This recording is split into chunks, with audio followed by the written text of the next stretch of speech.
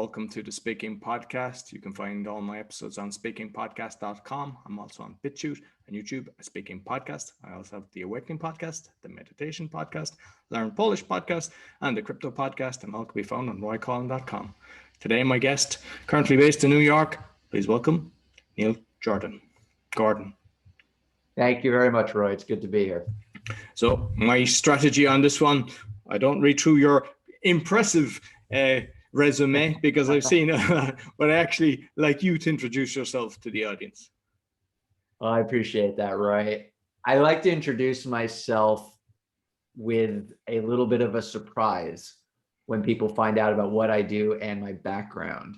In that my work, I'm formerly an editor from Penguin, the book publishing company, and I've ghostwritten books, and I've helped lots of public speakers create their signature talks and have all these amazing outcomes like doubling their speaking fees. One of my clients got 11 speaking gigs booked from a single booking that he gave, a single talk that he gave, and made nearly $100,000 in the process, American. But what I'm supposed to say next is that I was this bookworm and I loved words throughout growing up, and I always had my face in a book, but that couldn't honestly be further from the truth. I was an abysmal reader. I hated reading from about the time I was in second grade, about 8 years old, until I was in my early 20s. And my reading comprehension deteriorated by the time I was in high school. I got a 330 verbal score on my SATs, which basically meant that 95% of the people who also took the SATs that year did better than I did. And it wasn't until I was just getting out of college that I discovered reading, and I moved to New York City, and I needed to escape the subways because they were crowded and messy and dirty and noisy. And I found reading, and I read one particular book by an American author by the name of John Irving. It's called A Prayer for Owen Meany. And it led to such a shattering of my worldview just because of the way the novel ends. And it just completely left me in this dark space. And I was so taken with how a book could alter my view of life in general that I just started reading everything I could find by John Irving and other people. And I just immersed myself, and I got super curious about how the written word could do this and how language could do this as a whole. And then I got a job as an editorial assistant at Penguin from that inquiry I went through. And that got me on this path. And I went on to be the consultant that I now am in helping thought leaders, authors and speakers, but mostly speakers, to just transform their message and attract all sorts of people to their stuff. Excellent. And there's one thing that you didn't mention that I came across, and I'm curious, you were a cartoonist as well?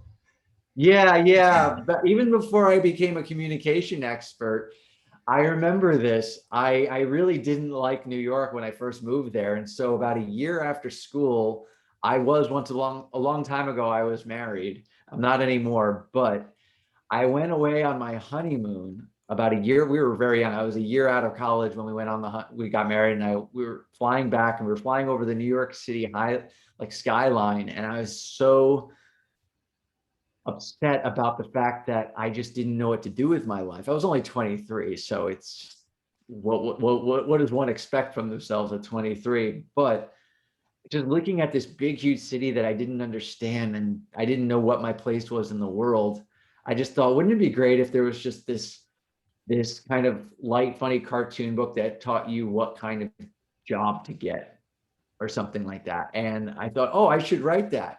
Then I thought, oh, I don't know how to draw cartoons. And so I got laid off from the job I had 2 days after my honeymoon. And so I was like, oh, well, maybe I should learn how to draw cartoons. And so over the next couple of weeks, I just kind of tried to come up with a cartoon style. And I was very fortunate that I did, because if I didn't come up with it that quickly, I wouldn't have followed through, because I just didn't have any follow through back then. And I taught myself how to draw cartoons, and I started to do that. I drew that cartoon book. It was cute, but there was no commercial potential for it. And then I just continued to draw cartoons and drew cartoons for my coworkers at Penguin. And there was just kind of a staple throughout. And it wasn't even until a couple of years ago that I found a professional use for them, that I started using the cartoons for my Facebook ads. And that actually did really well. It drove a lot of traffic because they were very colorful and very arresting. And so I made good professional use of it eventually. I've read a book recently on a guy that uses marketing for the cartoons, and it basically what they do is they do big screens as well, but they'd have the company name in the cartoon.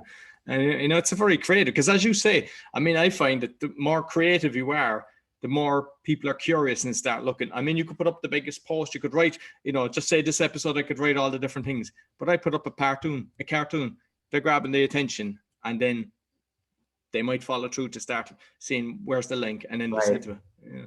Right, absolutely. And that's just the thing. And it's like, with that creativity, with the willingness to try something different, it just becomes instantly more arresting amidst a very noisy world. So it's a really good insight there, Roy. It's just that bringing that level of creativity and different kind of thinking just can work wonders. Yeah, absolutely. So I basically got into speaking with the Toastmasters, and I know that you have touched in Toastmasters and you were involved in the humorous speech. So you might just tell us your Toastmaster journey and then what you kind of learned going through the different stages of that competition. Was it humorous speech competition that you did?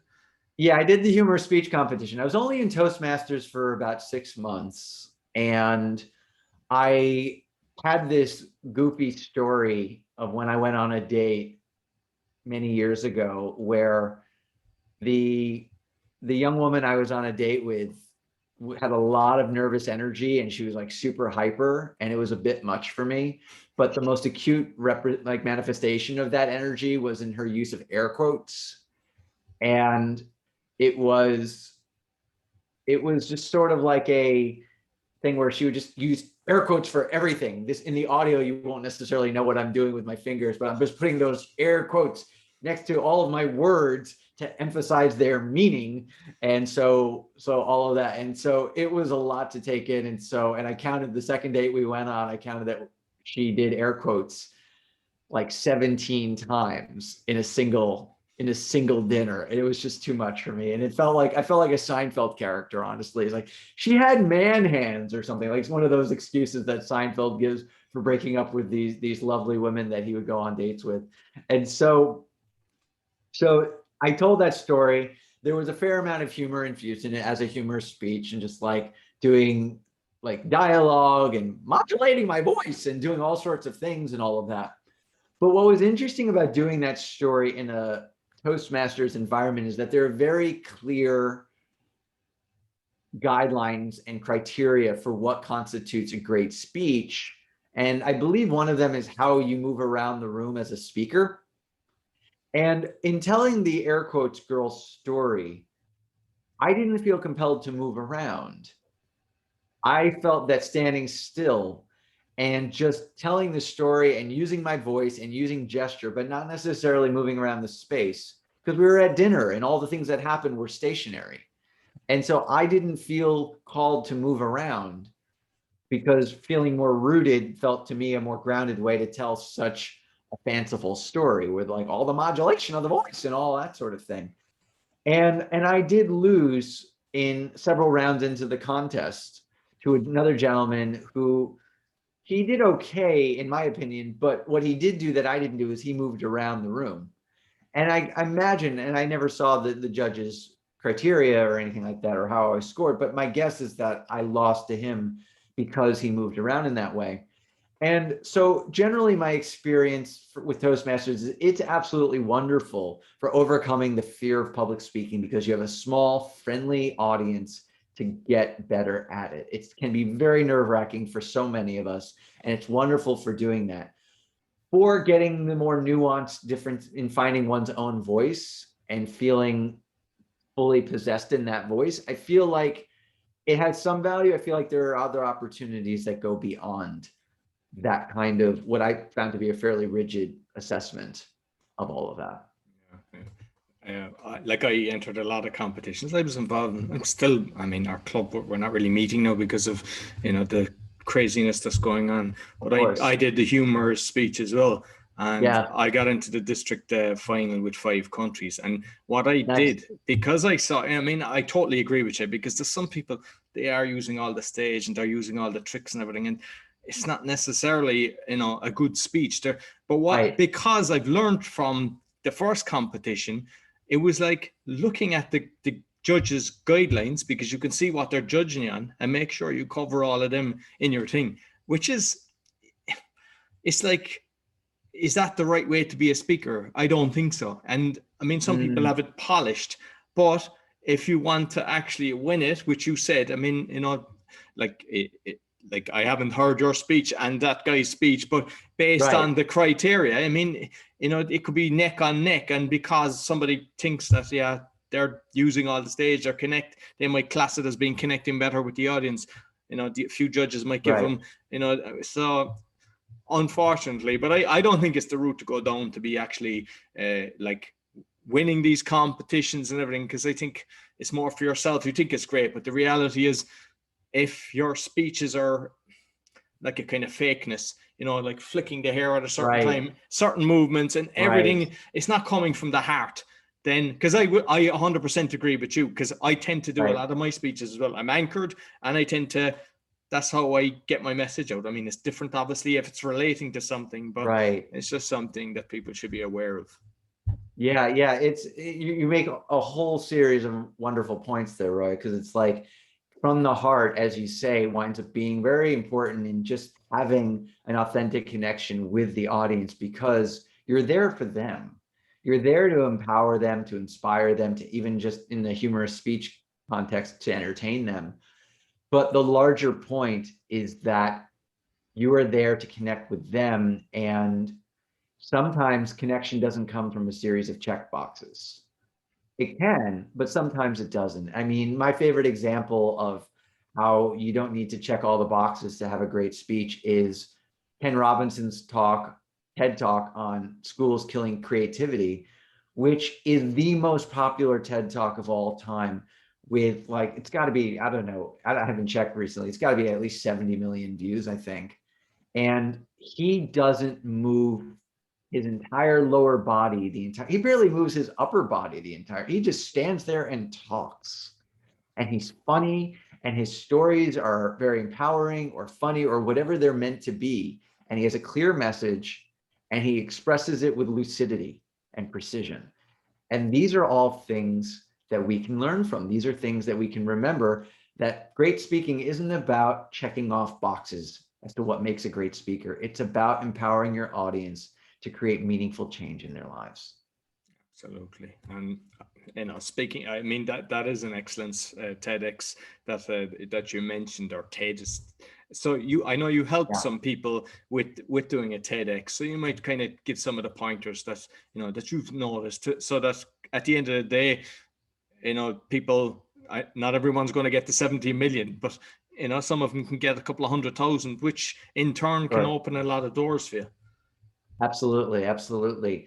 And what I see happen, and this isn't just in the TEDx world, I've seen this on the main stage of TED as well, is that a lot of speakers will make the mistake of thinking that their talk is about, like the slogan of TED is ideas worth spreading, and they think it's their job to have multiple ideas in the talk itself. It breaks my heart whenever I think about it, but a number of years ago, there was a woman who gave a talk on a medical device that was adapted for mass consumption among impoverished countries, that there were people who had a specific medical issue and it could be corrected with a device, but because they didn't have the resources that we have in the developed world, it was much lower cost, still effective in its own way. And how did they innovate in that way? And what she did as the basis of her talk was provide 3 different ideas, 3 different takeaways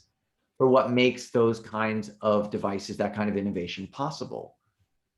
But when we look at the top talks, the talks that have tens of millions of views, I mean, by the way, her talk only has maybe in the hundreds of thousands, which sounds like a lot, but in the TED world, that's not a lot, maybe about 1 million by now, because it's been a number of years, but not tens of millions of views like the best talks have. And what they all have in common is not a few ideas or 5 ideas or 10 or whatever it is, but rather a single idea, driving to a single idea that is worth spreading. Because with all of the noise in the world, if you have 12, 15, or 18 minutes to share your content, your message with others, are they going to consume all 3 of your ideas or 5 of your ideas with all the other noise going on? Or are you going to make a single point that just lands with them, empowers them in that moment, is almost even climactic, like the climax in a movie?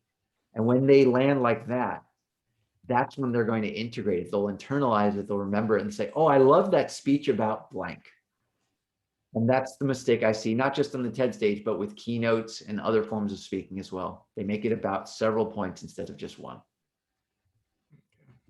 Excellent. So you mentioned keynotes, because that's another thing I know that you do, and you do it in the virtual world as well. So you might let us know about kind of tips that you've learned on that prior to the, the craziness going on in the world, and then how you adjusted to the virtual world. Yeah, it's a really important thing for us to address, because it would be nice to think that everything's going to go exactly, for those who love the live speaking, that it's all going to be live again once we emerge from the pandemic. But we're going to see a hybrid model where there's going to be more virtual and there'll be more live, and many of my clients are already doing live talks again and all of that. But let's start with what we can say is similar, regardless of virtual or live presenting. What I really want to hit home with our listeners and our viewers is that another mistake that many people make is that they start right with their solution. They have a methodology, a process, an insight, like the idea, right, that we were just talking about. They have this idea and they want to share it, and they start shouting it from the rooftops. I'm going to talk about this amazing thing that we're working on right now, or that has really helped all of my people and all of that. And when people sit down in a seat, be it in their own seat at home for a virtual presentation or a live presentation at a conference, they're not necessarily thinking about hearing a great solution. What they're thinking about are the problems in their life. They went to a conference, or they're sitting in a virtual summit because they want to solve a problem in their life. They want more clients. They want to lose weight. They want to overcome pain in their body. Any number of things. They're relating to those problems. So what is similar between virtual and live presentations is the value of starting your presentation, not from your solution, but from the problem your audience cares about solving. People are most likely to embrace your solution when it's provided within the context of a problem they care about solving. And then you could segue into the problem as you understand it, the diagnosis that you have as the expert, and then provide your solution. So regardless of where you're giving the talk and in what format, speaking to your audience's problem is more than likely going to be the best way to ensure that they get invested in what information, what content, what insights that you ultimately have to share during your time together. Excellent. Very good. And I've seen from some of your stuff, there's 5 types of speakers. You might let us know about that. Yeah. This is through a quiz that I put together. What type of speaker are you? But not just strictly just so you know a little bit about what kind of speaker. And this can actually also be in response to the question about what's different between the virtual and live presentations as well. So we can kind of dovetail these rather nicely. The purpose of the quiz isn't just to share a little insight about your personality. It's to help you to be the most captivating speaker you can, not in a generic check off all the boxes kind of way like we were talking about earlier, but in a way that's true to who you are and how you show up as a person in the world. A huge misconception is that only these big, larger than life, enormous kinds of speakers, like for those who are watching, you might notice that in Roy's background is a book by Tony Robbins. And we think about Tony Robbins as this larger than life speaker type personality. And we think that we need to be that way as a speaker too, but we could actually be that more subdued, even vulnerable type of speaker like Brene Brown, or a bit of a mischief maker, a person who messes with their audience. Like another top TED speaker is Tim Urban, who talks about procrastination, and he messes with his audience, he misdirects them. And then there's another TED speaker named Bo Lotto, who gives lots of demonstrations and optical illusions and teaches in the moment, like a lesson, like a teacher. And then there can be a speaker who just is a combination of all of these types and just adapts to the different audiences based on what they are. And so this speaker quiz asks a few questions about what your personality is like. And then it refers you to being one of these cool animal metaphors. Are you an owl? Are you an elephant? Are you a bird of paradise who's more theatrical and just like, I'm very much theatrical. I was a theater major and I just like to do ridiculous accents and Scottish accents or Irish accents, even though it won't be anything close to your delightful accent in real life, Roy. So I want to be clear and qualify that it's all terrible, but I have fun and the audience has fun and all that. And then the chameleon, which is a combination of all of these different types and all of that. And so you learn how to be absolutely captivating from the moment you start speaking. And so where a difference lies between the virtual and live presentations is I like to have my live presenters just start with a story or start with their speaker type device right out the gates. As soon as they're on stage, they're introduced by an MC or a host, and then they don't say, oh, it's so nice to be here and all that. They just launch into it and they just start because they capitalize on all the tension from the opening of a talk. But then if they're in a virtual thing without the pregnancy of the live event where there's all that tension, there's very little tension. So it helps to just bring everyone around to your story. So you say, thank you so much. I appreciate being with all of you here today. And when I was first asked to give this talk, I was reminded of a story and then you tell the story. You visit very briefly in the virtual setting because you want to make sure that you acknowledge them, because the room that they're in is not an inherent acknowledgement of all being there together. Like, I think there's an important thing there as well as, you mentioned Tony Robbins and, Yeah. A lot of people, they aspire to be a certain speaker and then they try to mimic it, but they're not being authentic. So they're going against their personality type. So I think what you just mentioned is very important. And they should, I always say to people, you be you, don't be them. That's right. That's right. It's just, you're making the talk about yourself rather than your audience's outcomes, rather than being enriched by whatever it is you have to say. And so if you're just trying to be like Tony Robbins on stage, then the best you can hope for is a transactional experience for your audience. But if you show up as yourself and how you can help them, and they feel that they have been helped by you in particular, you will be absolutely unforgettable as a speaker. Absolutely. And I know that you kind of work a lot with like the power of storytelling. So maybe help somebody, because there's some people, they're speakers, but they're all over the place. So what tricks or tips to make them get focused and get a message that's actually going to connect with the audience? Because the stories is the way to go.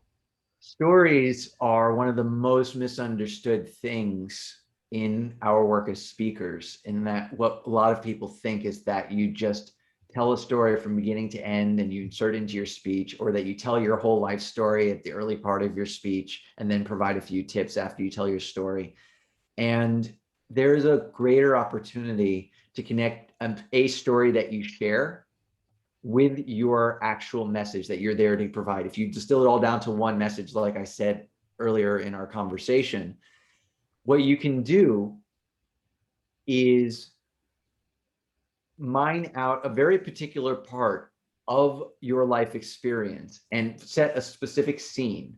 All right, so I'll use a very famous TEDx talk that has tens of millions of views, and the speaker in question, he does very well for himself as a paid speaker as well. And his name is Sean Aker, and he gives a talk on the happy secret to better work. And he doesn't start his TED Talk with this great, big, huge narrative about how he grew up as a child. He tells a story about a specific moment when he was playing with his little sister. He was about 7 or 8 and she was 5. And they were playing on the bunk beds in the bedroom. And she falls off the bunk bed, the top bunk bed, and lands on her hands and knees. And he realizes what trouble he's going to get into if it comes out that she fell and hurt herself and got spooked by falling off the bunk bed. So she was on her hands and knees and hadn't yet reacted to it. So he jumps down and says, you know what this means, that you landed on all fours? It means that you're a unicorn.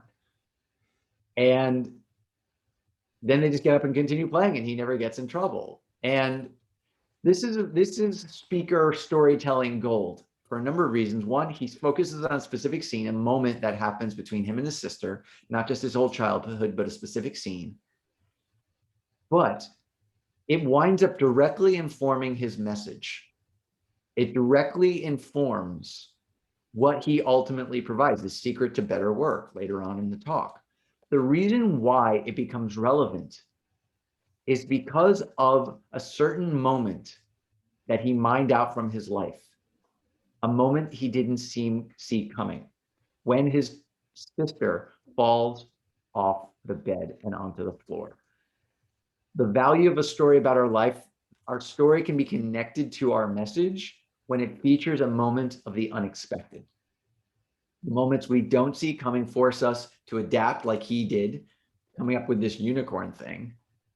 And then that adaptation leads to the lesson, which becomes the message you share with your audience. Excellent. Very good.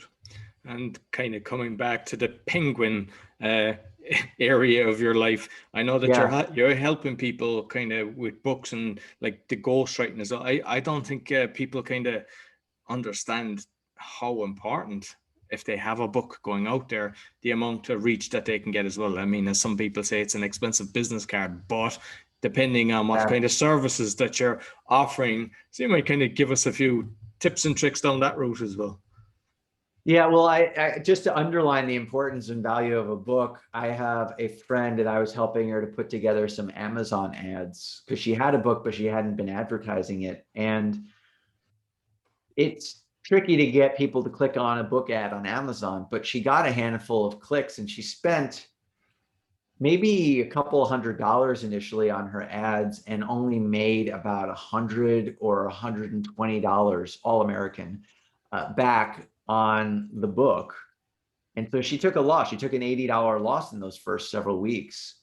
But then somebody wrote her, she's an acupuncturist, and somebody wrote her and was out of the country at the moment, but wanted to come back when she was back in the country, wanted to work with her and engage with her. And that's still a work in progress, but that winds up being, the book winds up being a really powerful way to demonstrate your value and to really develop an intimate sense with your reader. Now, in terms of how to make that work, a tip that I can offer that winds up being very similar to the tip that I offered for one of the tips I offered for speakers and being immediately captivating is that they think that they need to talk about in the introduction or in the first pages of their book, that they need to talk at a high level about the book, like provide an overview, like an abstract of a scientific study.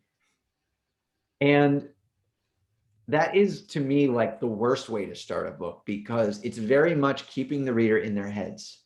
How do you reach them in their hearts? You can start the first page of your book with a story. And again, like a scene, like Sean Aker does in his TED Talk. In fact, the very first book proposal I ever wrote got a 6-figure advance here in the States. And it went on to sell in multiple languages around the world as well. And we started with a story of when the author, who just, he had just finished a day of training somewhere and was just tired and walking back. And unexpectedly, this person comes up and starts interrogating him about his music choices because he was over in India. And it was just a very simple story. But when the editor who acquired the book said, like, got on a call with us to work out how to write the book, the first thing he said after having read the proposal, the first thing he said on the call was how much he loved how that story introduced the author to the reader. And that winds up being a really good example of how to draw your reader in so that they actually read the rest of the book and they actually get to it. And then they write you and say, I would love to work with you, or whatever it is, so that the expensive business card really plays the role it's supposed to play. Get them sucked in, grab them right away, instead of thinking you have to visit and say, oh, this is what this book is about, kind of thing. We'll get to that. Start with something that's emotionally compelling right out the gates. Excellent. I love that one. And Yeah. like, you know, between the people that are doing the TEDx and all the different people they are coaching, what kind of mistakes do you see speakers making that you could kind of tip them off with? Well, along with the visiting at the beginning and say, it's so nice to be here and thank you so much when you're live, and along with starting with your solution and instead of the problem that they care about solving, and along with putting all sorts of different points in. These are all mistakes. So just a quick review of all the mistakes that we've already covered. Have one idea instead of a whole bunch of ideas. Another one that I see is in their relationship with slides. Now, slides are optional. So often the mistake is that they force themselves to have slides, even though that for their particular talk, it might not be necessary. I like to use slides because it helps me to complement what I'm saying with a visual emphasis. But the mistakes that they make are multiple mistakes, that they might overwhelm their slide with a whole bunch of bullet points and content. And so then when you're talking, they're not sure if they're supposed to be reading all the content on the slide or if they're supposed to be listening to you. And so you create competition for yourself as a speaker with your own content, and it's terrible. There's friction, and then they start looking at their phones. So this isn't going to help you. But another more nuanced mistake is they think, oh, well, I shouldn't have all this text on my slides. I should eliminate all text. And so what they do instead is that they just have a bunch of nudge, nudge, wink, wink kind of pictures that are supposed to be kind of funny, ironic interpretations of what they're saying.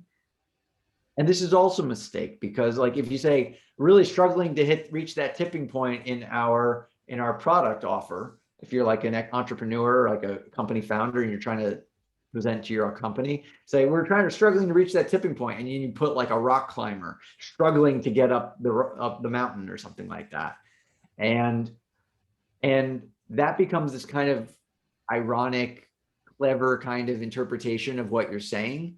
If you're going to have photos, I want you to be completely literal. Here is a graph of where we're at right now. Or this is a picture of a person I'm talking about right now. It's a literal interpretation of what you're saying. So there's never a need for interpretation from the slides. But what I really use in my own presentations, and what might surprise people, is I have very plain, even ugly slides that just have a few words on the slide at a time. Because what does it do? It allows me to say whatever it is I'm saying and then repeat whatever is on the slide for emphasis. And so if I wanted to make the point in one of my presentations that the audience isn't interested in your information, they're interested in something else. And then I change the slide, and all that's on the slide is a single word: change. Your audience, like your people aren't interested in your information. They're interested in, change slide, change. And so it just becomes a way to land the points that you're making. And then they see just the word change, and then they go right back to you as the speaker, because there's nothing else over there to consume. Excellent. Fantastic points. Listen, Neil, really appreciate all that you've shared. So how can people get in contact with you? Best way to find me is on my website, neilcanhelp.com.